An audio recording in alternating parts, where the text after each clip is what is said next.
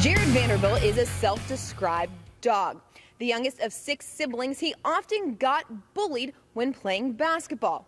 So much so, he said oftentimes he wanted to quit, but instead he forced himself to get better. He got so good, he played on one of Houston's premier AAU teams alongside former Wildcat De'Aaron Fox. And now Vanderbilt is ready to pick up where his former teammate left off. Did you get pushed, people look at you and say, oh, you're a really big dude. Yeah. But growing up, did you get pushed around a little bit as the youngest? I mean, not necessarily pushed around. I'm just saying, like, when I played my older brothers, because they're like, it's like a 15-year gap between us. So I was like, like young, like 8 or 9. They was like, in their teens or even 20s.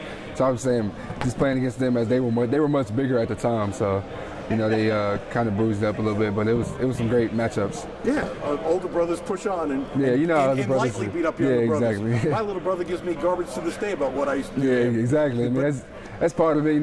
That's the part of having older brothers. It's just natural to happen. So, are you tougher today because your older brothers just kind of picked on you and pushed you around? Yeah, I would say that, and then I always played up as well. Like even young. Like when I was like 8 or 9, I always played with like the 13 and 14-year-olds. So that was a big reason in my toughness too. Just playing up and just better physicality. The more you play up. I tried to picture you in the marching band. What was that like? I mean, actually, I wasn't in the marching band. We was in the stage band. Stage band, okay. It was a stage band. I just stayed in the back and played percussion, so I didn't have to like march and stuff. Were you good? Yeah, I was actually pretty good. I mean, at first I did it because I had to, because it was like we was like a magnet school, so you had to participate. But then actually I kind of liked it, so I was pretty good at it. There's some people say, wait a second, you're too old for doing this. You should be on a basketball court. Yeah, no, exactly, yeah.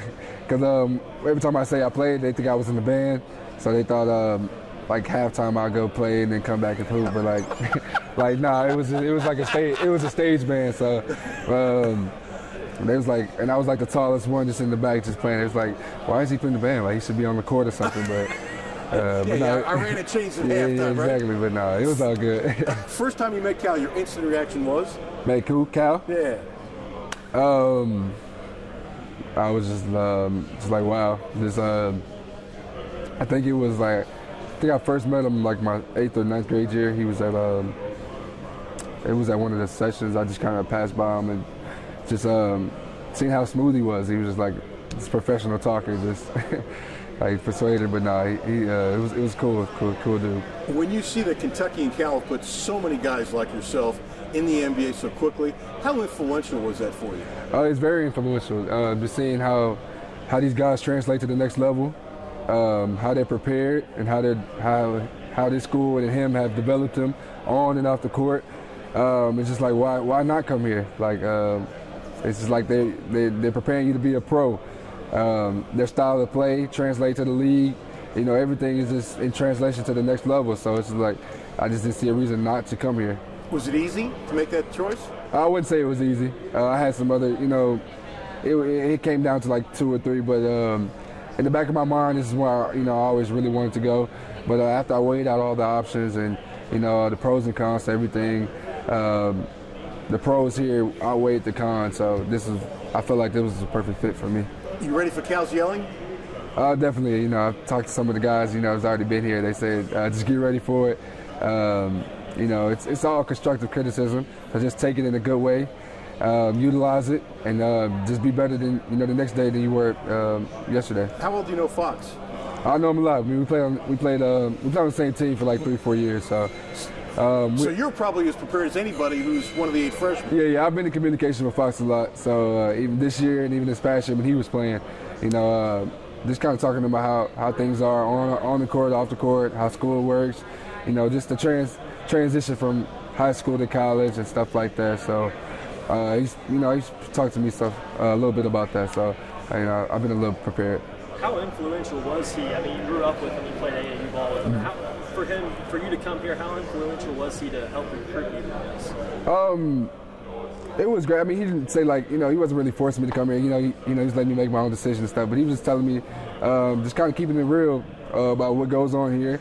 The development part and all that stuff, and the translation and all that. So he was a big help. Even when I came here, he was my what's it called? Guys turned you on in recruiting? Yeah, my recruiting guy. So I mean, he was a big help. Anybody you grew up watching? I grew up watching like a lot of Lamar Odom and LeBron James, but now I like a lot of James Harden for him being a lefty. Just some of the moves he do. I kind of watch a lot of film on James. Being from Houston, how much different is Houston from Lexington? It's a lot different. The culture, the people, just everything. But I mean, it's great. The weather. Actually, no, the weather's pretty much the same. It's humid here. I mean, it's a lot more humid and hot in Houston, but it's almost the same here. But no, it's great. I love it out here. Would you want to be drafted in Houston? Definitely. I mean, whoever drafts me, I'm going to be excited to go there. But Houston has a special place in my heart. It's where I grew up, where I was raised. But anywhere I get drafted, that I'll be excited. That's my new home right there. Focus on college first. Yeah, Who's the college best dunker on the team? The best dunker? I don't know. We haven't had a dunk contest, but I think everybody has their fair share of good dunks. So. Most guys will say Hami. Yeah. I mean, if I had to choose, I would say Hami. Yeah, he has, like y'all seen at the combine, he has probably the highest vertical. Describe yourself. You call yourself a positionless player, don't you? Yeah. Why is that? I feel like I can play multiple positions, not only offensively but defensively as well. Just being versatile, bringing versatility to the game, and being a playmaker, rebounder, and doing whatever the team needs me to win. Anything ever bother you? As in what? In general, you look like nothing bothers you. Oh, yeah, stuff bothers me, but I mean, I just try to stay positive, stay happy, and just life is better when you're positive. Good for you. Yeah. You got a great attitude. The question on the minds of True Blue fans is probably the health of Vanderbilt's ankle. Although you never want an injury to happen, Vanderbilt says it couldn't have happened at a better time. It's allowed him to rest his body and his mind, and now he's 100% ready for this season. This is just one of our many interviews. To see more of our True Blue previews, keep watching right here on LEX18.com.